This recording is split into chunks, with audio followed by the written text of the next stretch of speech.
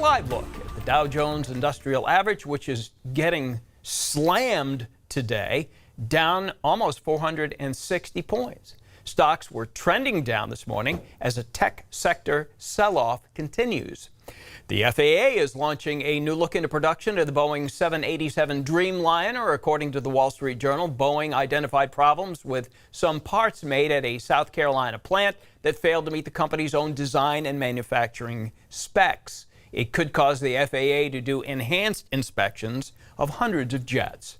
And McDonald's is serving up its first celebrity meal since Michael Jordan's McJordan nearly 30 years ago. So starting today, participating McDonald's are selling a Travis Scott meal named after the famous hip-hop artist. The $6 meal comes with a quarter pounder with cheese, bacon and lettuce, a medium fry, barbecue sauce, and a Sprite to wash it down.